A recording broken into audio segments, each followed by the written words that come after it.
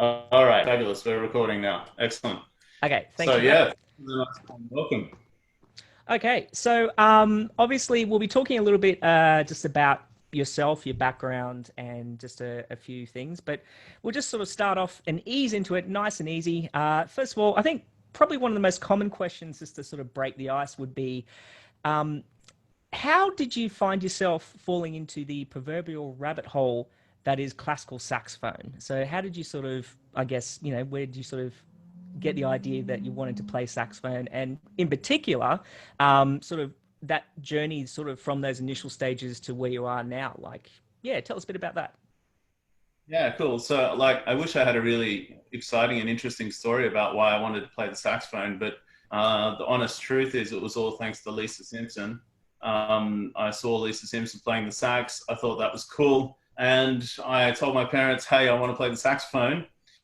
And then my parents were sort of thinking it was a bit of a joke because no one else in the family is musical at all. So I had to beg and beg and beg. And about a year later of me asking every week to play the saxophone, my parents finally caved in.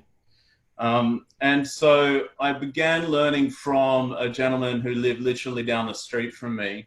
But I was just so lucky that that gentleman also happened to be a graduate of the Sydney Con as a classical sax player. And so I was sort of put into great hands from the very beginning. Um, Whether I went down classical or jazz routes, that decision sort of happened really quickly for me. As I said, my teacher was a classical player, but he also did a bit of popular music and jazz.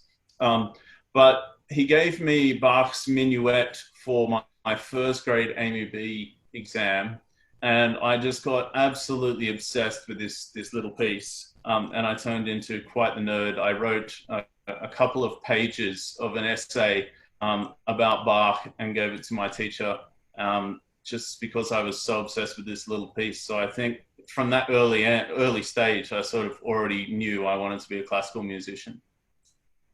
Oh, nice one. So yeah, I guess Bach is sort of one of the genesis for you being where you are today. So there you go. Um, so sort of from those initial stages, you've obviously sort of progressed. I know that you went on and studied early on at the Sydney Conservatorium High School, and then later at the Sydney Conservatorium itself. But then, once you left the conservatorium, you also ventured overseas and did a lot of study with various, phenomenal players over there. So maybe you can tell us a little bit and share just a few highlights of like particular teachers, and maybe about your masters as well in Portugal. Yeah, sure. So a whole collection of us in our undergraduate Sydney Con decided to go over to France for a saxophone summer school there called the GAP University of Saxophone. And I met some amazing teachers there, but I got a really great connection with a brilliant saxophone player named Christian Berth. He's the soprano player from the Habanera Quartet. So when I came back to Australia, I decided that I really wanted to study with Christian Berth. I began taking French lessons. Turned out I was not so good at learning French. So moving to France seemed like sort of an unachievable goal. So my next plan was to move to London, and that way I was going to be in nice close proximity to all the French teachers, including Christian Berth. So when I moved to London, I started going every week or every second week on the overnight bus from London to Paris. Wow. I'd finish work on a Friday night. I'd jump on the overnight bus. I'd arrive in Paris at 6 a.m. I'd hang around Paris for 4 or 5 hours, have my lesson, and then make it back to the bus station, the overnight bus back to London. So it sounds really glamorous, and it was really glamorous for the first 3 or 4 times. But in the middle of the winter, it was not the most enjoyable sort of commuting. Anyway, long story short, I ended up going to Amsterdam for one of their saxophone weeks to meet a whole bunch of teachers. And I met this phenomenal teacher named Henk van Twillet, incredible baritone player. And as most people here know, I'm a bit of a obsessive baritone player. So I met Henk van Twillet, had a lesson with him, and it was amazing. And then had a few more lessons with him whenever I could, and ended up deciding to study with him in Amsterdam. He invited me to audition. So I auditioned, was successful for a master's program in Amsterdam. but logistically it wasn't possible at that time, so I had to decline the position and move back to Australia. I was back in Australia only 9 months when I got a call from Hank saying that he had a vacancy in his class in Portugal. So I quickly packed my bags, flew to Portugal, and began my master's there. Wow. Yeah. So it's quite a journey, and just very fortunate to go over to Europe and study with an array of amazing players. So you really did get like the how do you put it, the smorgasbord of teachers for sure. Now, just sort of going on post your masters, I believe you were doing some teaching in Venezuela. Is that correct? Yeah, so I began my master's in 2008 or 2007. I can't remember, that's embarrassing.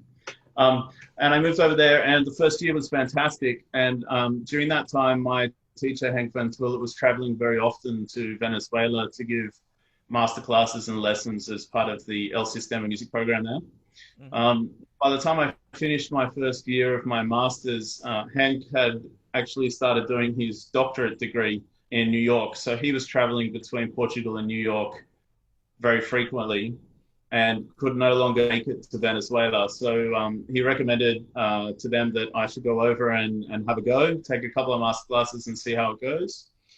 So I flew over to Venezuela, having no idea what to expect, and stayed there for about 6 weeks, giving classes, having a great time, meeting a whole bunch of amazing musicians, with students. And fortunately, they seemed to be quite happy with my work, so they decided to keep me on board. And so I ended up spending about a year and a half in total in Venezuela. Mm. Oh, cool.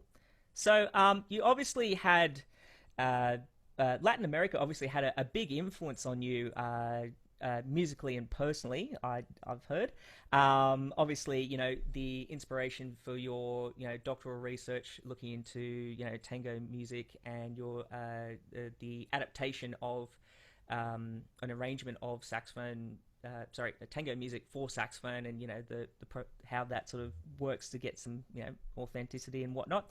But maybe you could tell us a little bit more what it was about that genre and just the influences of just being in Venezuela and all that, just being around in Latin America, like what kind of an effect that had on your sort of musical direction, and how does that sort of made you sort of direct things now?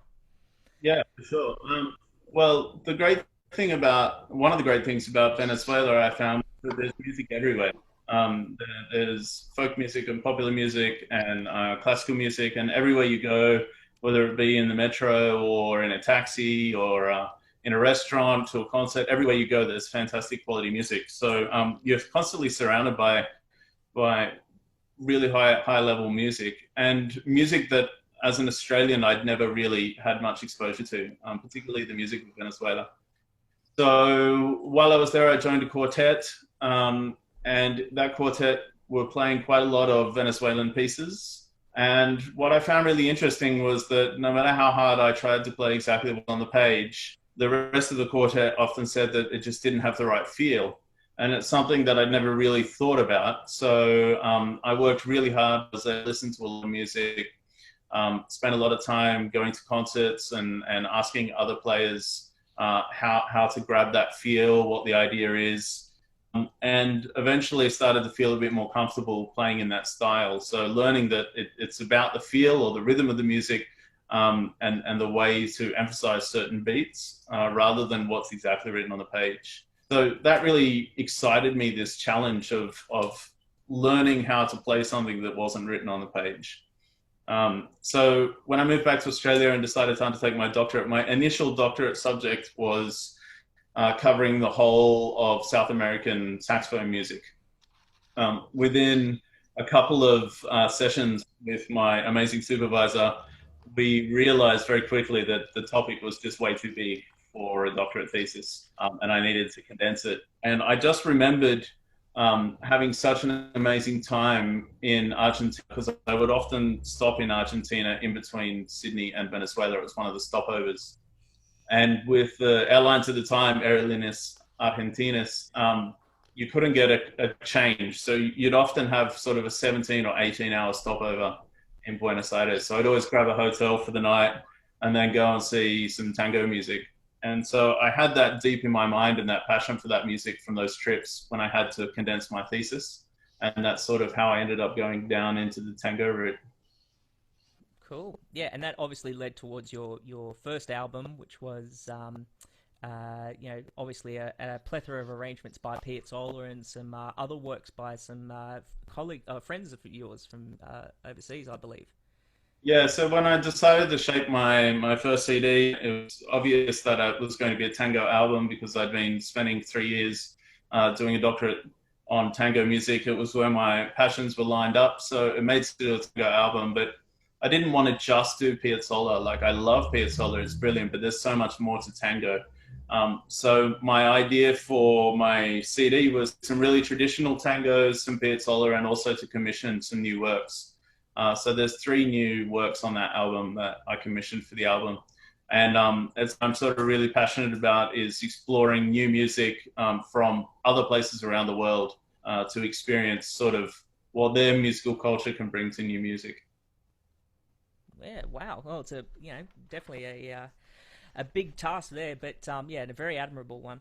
Um, okay, so moving on, like you've been very fortunate to work with some amazing musicians and amazing groups. For instance, you've worked with the 4 baritones, for instance. So you got to perform with the likes of Claude DeLong, Arno Borkamp, Niels Bale, who's in the audience this evening.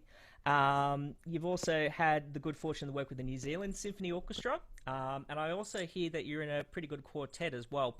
But just sort of out of all those experiences, is there anything that, like performance-wise, that really stands out in your mind as being an absolute career highlight at this stage? Well, so far. Oh, wow. Um, yeah, like I've been really fortunate to play with so many different people, so many different ensembles. A few standout things I think that come straight to mind would be my first professional orchestral gig in Venezuela with the Simon Bolivar Orchestra, and that was a pretty amazing experience. Unfortunately, for my very first professional gig, the actual concert didn't actually go ahead. So it was going to be part of this big festival, and we had days and days of rehearsal. And Penderecki was supposed to be conducting, and the day before he got really ill and couldn't travel to Venezuela, and they had to cancel the concert. But the experience of playing in a professional orchestra was definitely one of the highlights. Recently, I've done a tour to Europe. I've done actually 2 tours to Europe over the last couple of years with Niels Bale. Also, Christoph Enzel and Thies Mellema were in the first incarnation of that tour, and then Fernando Ramos joined us for the second. That was a sort of Axes quartet concert with choir, and that really stands out as, just an amazing experience to perform with amazing musicians and a choir, but also to do, 7 or 8 concerts in a short period of time, and to be able to really hone those pieces over that time. It's quite rare to, replicate performances over and over, to do the same program over and over, at least here in Australia. So that was a good experience. I guess, it had been 10 years since I'd done a professional orchestral gig when the New Zealand Symphony contacted me. So that was really exciting to get to play with a professional orchestra again. And the piece was, it was Gruber's trumpet concerto with Håkan Harkenberger playing trumpet. And the piece is just fiendishly difficult. And it had this massive soprano saxophone feature. And as you know, I'm primarily a baritone player, but I love playing soprano as well. But that was sort of being thrown in the deep end, and quite a terrifying but really enjoyable experience at the same time. And then in recent years with quartet like Nexus, and you all know Nathan's in Nexus, so I don't need to tell too much detail there, but Nexus doing some amazing concerts, and I think, one of the biggest highlights over the last couple of years would be doing our show with the Peter Common Wright, the opera singer, particularly we performed that at the Adelaide Cabaret Festival. So it's really nice to perform in front of an audience that you don't expect to perform in front of. We get so used to performing in front of other saxophone players or other musicians, but then to perform in front of sort of a cabaret audience was a pretty exciting experience. Yeah, nah, cool. So a very diverse range of performances, and yeah, obviously more to come for sure. Now, just being a saxophone network, one of the things that people like to talk about would be gear. Just one of those things. Now, I understand that you're currently a Yanagisawa endorsee as well as a D'Addario endorsee. I might have left a couple out, sorry, but yeah, just tell us about why like those particular products over, say, other known brands of things. Yeah, sure. So I was during my uni days, I was a Selma player. I had all four saxes in Selma, worked really hard and bought myself a really nice set of Selma saxophones. And when went to live in London, I started working in a saxophone store called Howarth of London. And they had some amazing instruments there. And some older gentleman came in with his bassoon and said, I want to sell this bassoon and I want to take out the baritone saxophone. And the bassoon was worth an insane amount of money. So he had plenty of money to put towards baritone, but had never played saxophone before. So what I did in the shop was just set up every single baritone that the shop had, and I played each and every one for him, and he picked one and walked away. And after that, I realized that I just really loved playing the Yanagisawa baritone. And every time I'd go to work, I'd take my lunch break and pick up a Yanagisawa baritone and start practicing it. So I fell in love with the Yanagisawa then, so I sold my Selma and bought the Yanagisawa, and then within 9 months, I'd completed the set of Yanagisawas. I just find, for me personally, they have a beautiful warmth, tone, great intonation, and are just easy to play. They're really easy to get around, and that's why I use Yanagisawa primarily, because they're got a great sound and intonation, but really they're just a nice, easy instrument to play. You don't have to work hard, and that allows you to think more about the music and less about having to play the actual instrument. So that's Yanagisawa. I also love the fact that they're just super reliable. Like I know with other brands, not to be mentioned, it's really advised to try before you buy. My last, most of you know me, so you know I go through saxophones like crazy. But I would say the last 7 or 8 saxophones I've just bought either from the factory or on eBay or something. And I very rarely try an instrument before I buy it now. And that's because they're Yanagisawas, and I know that they're just going to be such high quality, so I don't need to worry. With D'Addario, look, they're amazing reeds. You know, their main competitor is Van Doren, who also makes amazing reeds.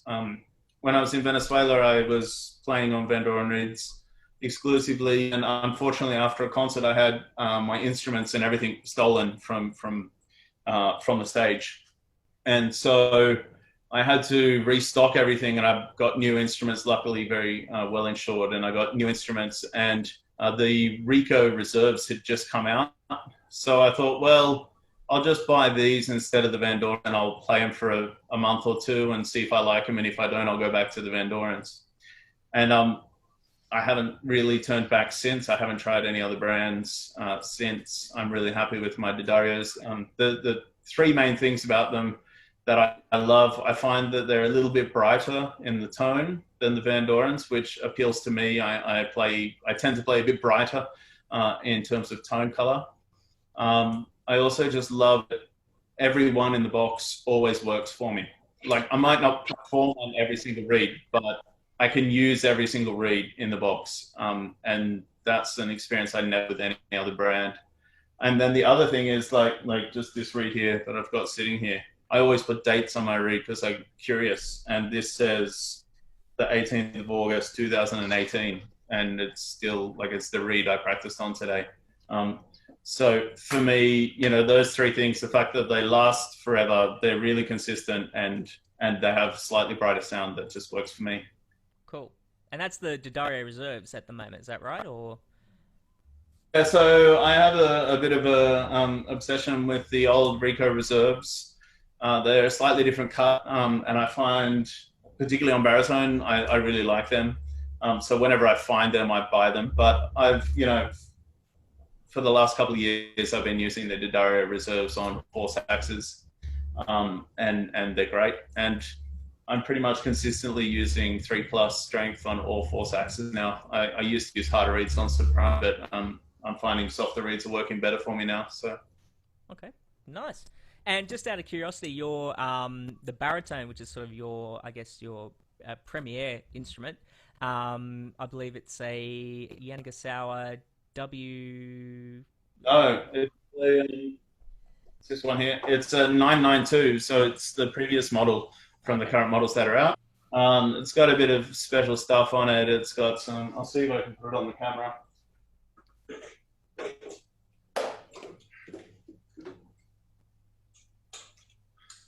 So I got the Opera House and Harbour Bridge custom engraved on there for me from Yanagisawa, and then the 992 is a solid bronze instrument, and this U bend here, I asked to have that gold plated just to add a bit more brilliance to the sound, a bit more brightness.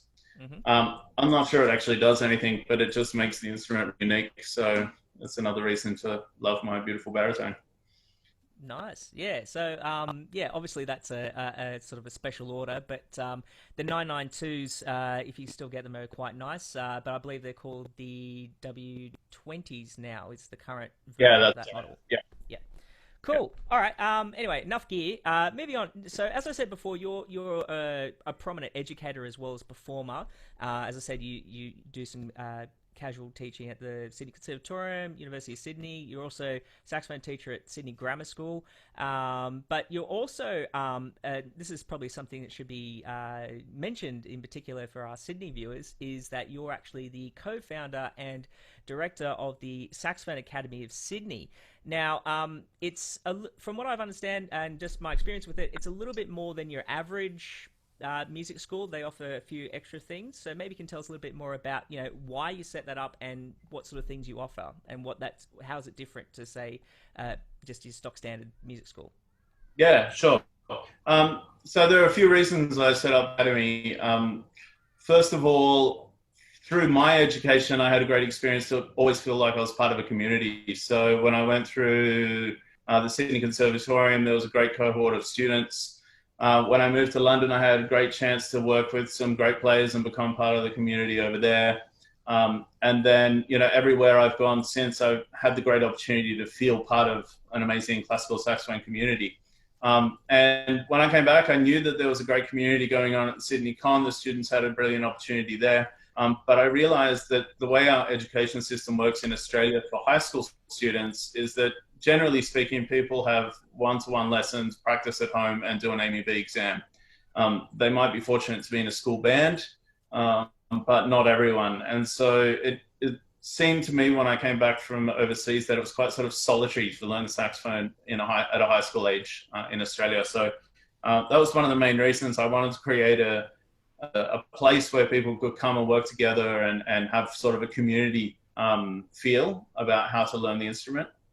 The other one was just a logistical one, really, in the fact that, I felt I learned so much from the teachers overseas that I wanted students in Australia to have the same opportunity to experience a vast array of different teachers. One of the great things about living in Europe is you can get lessons from people in the UK, and then, as I said, jump on a night bus and you're in Paris, and it's a completely different way of playing saxophone.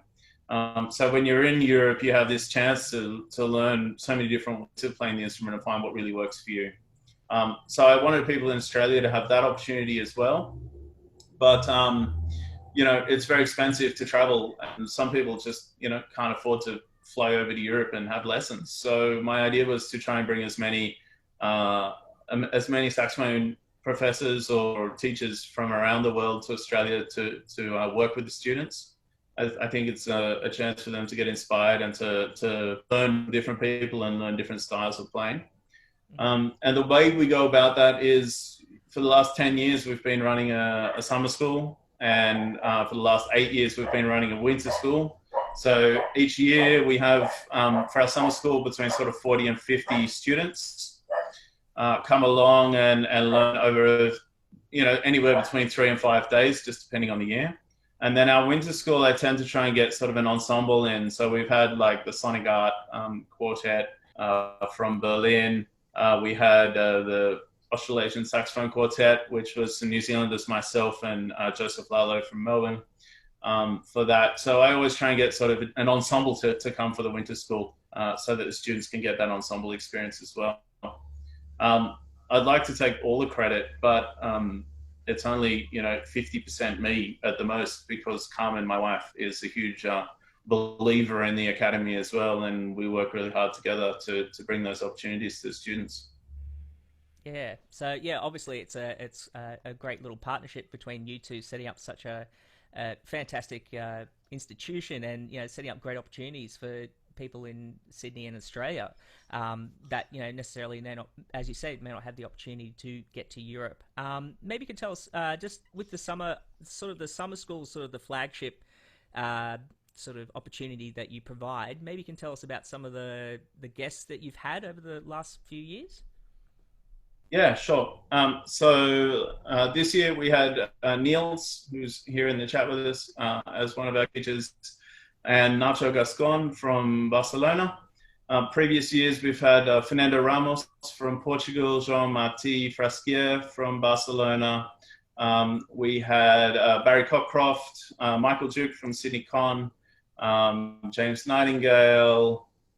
There's lots of people I'm forgetting. It's a crazy. What happens in summer for most people is relaxation and recovery from the year, and what happens in summer for me is 4 or 5 weeks of panicked organization for a summer school, and then 6 or 7 days of work and play with other tutors, and just a great time, and then about 3 or 4 days to recover before school goes back.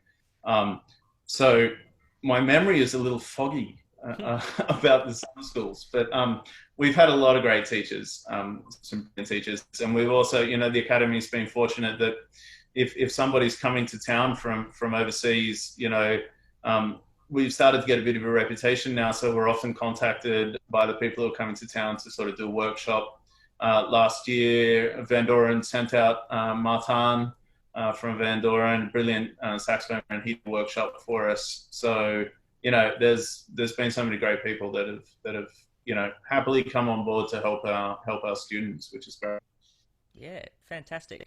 Now, just a bit mindful of time, so I'll just have to power through a little bit. Sorry, but just one other thing is we know you're a fantastic performer and educator, but another hat that you've just recently put on is actually festival director and founding of a chamber music festival. Maybe you can sort of quickly tell us a little bit about sort of what that is, where it is, and what was the idea behind that.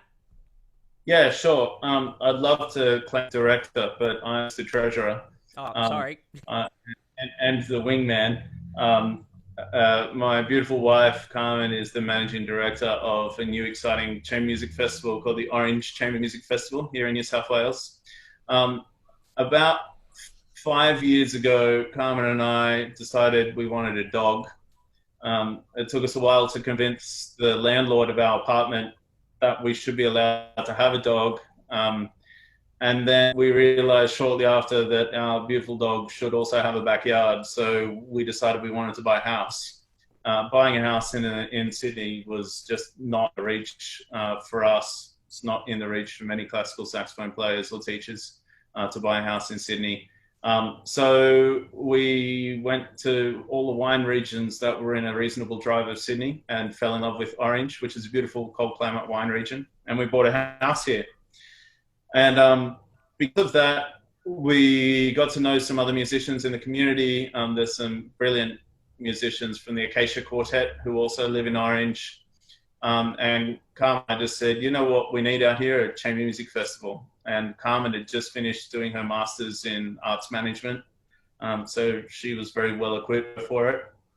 So now we have our Orange Chamber Music Festival, which runs every April, usually around or within the school holidays of the April period. The Nexus Quartet are resident ensemble, as well as the Acacia Quartet. And then we have international or domestic artists. So this year, this April, obviously we had to postpone because of COVID, but we did run some concerts online. And we had Nexus and Acacia, and then we also were fortunate to have Niels and also Emily Granger, harpist, as part of that. There's also an educational wing, which I think is really important in any festival, as something that I think all sort of music festivals should have is some kind of educational wing or some benefit to the student of the area as well. So it's not just about performance, but about teaching.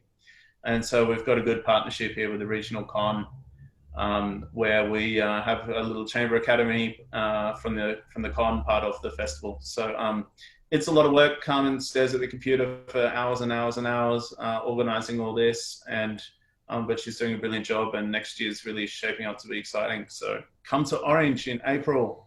Yeah, Wine fantastic. is good, will be good. And that's obviously Sydney sort of viewers can obviously go and participate at the festival, like spectate. Got And that? get, Yeah. yeah, yep. Yep. So festival passes are already on sale for next year from the website. Yep. So you can buy a festival pass, and it gives you access to all the concerts and all the extra events that are part of that festival. Cool. If you have a look in the chat there, folks, I've actually posted a link for the Saxophone Academy and also the Orange Chamber Music Festival. So if you wanted to see a little bit more detail on that, just feel free to have a click and a peruse, and you should get a bit more info there. Now, again, just sort of on the clock here, so to speak, but you did mention that unfortunately this year the inaugural Chamber Festival had to get postponed, like many things, because of COVID. Just one thing, like all of us, we've all had to kind of adapt and work around it. I mean, how has it affected you, and sort of how have you sort of dealt with it and adapted to the situation, I guess? Yeah, right. It's quite interesting. And some of you know I'm a bit of a, this is going to be a bit of a tangent, but I'll try and keep it brief. Some of you know that I'm a fountain pen geek. And since I became a fountain pen geek, I've started writing stuff down that comes into my brain in a nice book. And in January, before COVID and everything happened, I wrote in my book, are we doing instrumental teaching correct for this modern era? I just wrote that question down and drew a line underneath it. And left it there. And then when COVID happened, flicking through my book, and I saw it, and I thought, wow, that's really unusual. Like, that's so weird that I was thinking in January, maybe there's a way that we can change the way we teach that'll help our students more in this sort of digital age. And then COVID hit, and we all got thrown onto online learning. Look, online learning for me, it was an exhausting experience, but it was just great to be able to keep that connection with the student over that period. It was far better than not having less at all. Nothing beats the one-to-one face-to-face lessons. I think it's much easier to help the student in a range of ways than it is on Zoom or on Skype or something like that. But at least we could sort of stay in touch with the students. I think it's just bringing home for me that something I've been thinking about for the last sort of 6 to 9 months about teaching is that I don't think the role of the teacher is the same anymore. The role of the teacher used to be to impart knowledge to the student who didn't have access to the knowledge or didn't know the answers. Our job as teachers, sort of when we were students, was our teacher's job was to give us the information. The thing now is that the information is everywhere. You can go online, you can find some of the greatest saxophone players in the world giving masterclasses, teaching pieces, etc. So I don't think it's our job anymore as a teacher to impart the knowledge. I think it's more our job is now to be a mentor, to be an inspiration to our students, to point them in the right directions, to make sure that they're sourcing the information from reliable sources, to make sure they know who are the great players so that they can look them up and get inspired. I think that sort of way of teaching is far more important now than specific things that we needed from our teacher in the past. So I think COVID sort of woken that in me to make sure that I'm not necessarily just an instrumental teacher, but a mentor to my students, that I'm sort of showing them what the life is like of a classical musician and how great music is and who they can listen to. They should listen to everyone, but who I like to listen to and see if that inspires them, etc. So, it's just sort of hit that home to me, this COVID period. The hardest thing for me with COVID was not teaching. It was the lack of performing. This year, was going to be the busiest year in terms of concerts that I'd had, I think, ever, or at least since when I was living overseas. So for at least the last 15 years, this year was to be my busiest performance year. And I've done one gig, which is kind of sad. And, I love playing, and I love playing with my friends. That's why I love chamber music. So that's been the hardest thing, I think, is not being able to make music together. Nathan's in the quartet, so he knows. But about 3 weeks ago, I think we had our first quartet rehearsal for a 3-month period or something. Yep. And I was feeling just a bit generally down that week, and then I went into that quartet rehearsal, and it wasn't a life-changing rehearsal. We ran through some things that we need to work on and had a bit of a chat, and it wasn't the most productive rehearsal, but I just left that rehearsal feeling 100% better, feeling amazing, feeling re-energized. And so I think that's how important music and making music is to me. So I think that's been the hardest thing with COVID. Yeah, and I'm sure once things settle down sooner rather than later, hopefully we'll get back in there and playing again. Okay, now just got a random question, just something light and easy. If you only had 10 minutes, like just 10 minutes in a day to practice, what would you practice and why? That's quite an apt question, because often I only have 10 minutes to practice. Look, for me, it would be legato exercises. Just taking going through all the major scales. So I'll just give C major as the example, really slowly: C, D, C, E, C, F, C, G, going up the scale, back to the tonic every time, and just working on legato. That, for me, is the most important thing as a saxophone player. It's a really hard instrument to play really smooth on, and something we need to work on. Playing smooth on the saxophone is about making the fingers and the breath independent, so that we're always blowing and we're not sort of blowing for each note. As we put a finger down, we change the way we breathe. We should avoid that. And I think, for me, the saxophone is a lyrical instrument. It shines when it has a melody. That's what I love to play, and I love lyrical music, and I love being able to play a beautiful phrase. So working on legato for me is really important. The teacher inside of me is saying, no, you should have said work on intonation, but I didn't. So I think legato for me is the most important thing for a saxophone player. Cool. Yeah, obviously, I can't agree more. It's one of those things that really takes a lot of refinement to execute it really, proficiently, for sure. Okay, so look, I think that's probably all the time that we have. So I'm just posting it up in the chat there. There's the Saxophone Academy of Sydney link, the Orange Chamber Music Festival link, and the jbyrnesax.com link if you want to hear more. So just, obviously, Dr. Byrnes, thank you so much for joining us this evening. I understand that, once things settle down, there'll probably be a few things in the pipeline for you. Is there anything coming up that you'd like to maybe make a special mention of, and how can we sort of keep in the loop of upcoming events for you? Yeah, for sure. So it'll be in the not so distant future. I can't say when the date will be, but in the not so distant future, there will be an online concert by Nexus Quartet. So go to nexusquartet.com and sign up for the mailing list to hear about when that will be. That's going to be pretty soon. And I'm really excited to be able to play with the quartet, perform with the quartet again. We also have our Tango CD launch. Nexus has their Tango CD launch coming up later this year. So yeah, check out that. I'm also looking forward, of course, to the Orange Chamber Music Festival, which I know seems far away. It's next year, but I know that time's going to fly. I'm really looking forward. We're doing Nexus doing our tango show there. And I'll be doing a concert as well with Niels. And here's the other one. Niels told me a couple of weeks ago that as soon as he can, he will be in his car up to Orange, and we're going to do a gig in Mary. So I'm just waiting for COVID to drop so that we can do that, because that's going to make my year, I think. So yeah, cool. I think that's all of them. That's okay. It's not as big as yeah.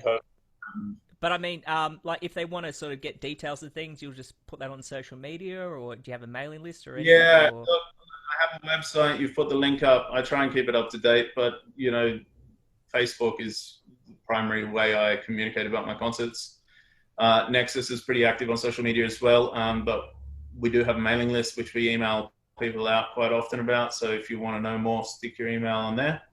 But yeah, social media. I think it's the way of the future of how we advertise our concerts now.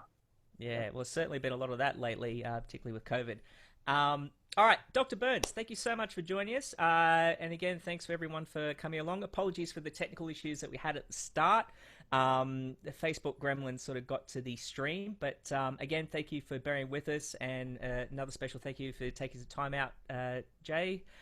Next week, I haven't got the date and time yet, but next week we're going to be giving a Q&A, a second Q&A, to probably one of the most foremost crossover artists in the country, and that is Loretta Palmero.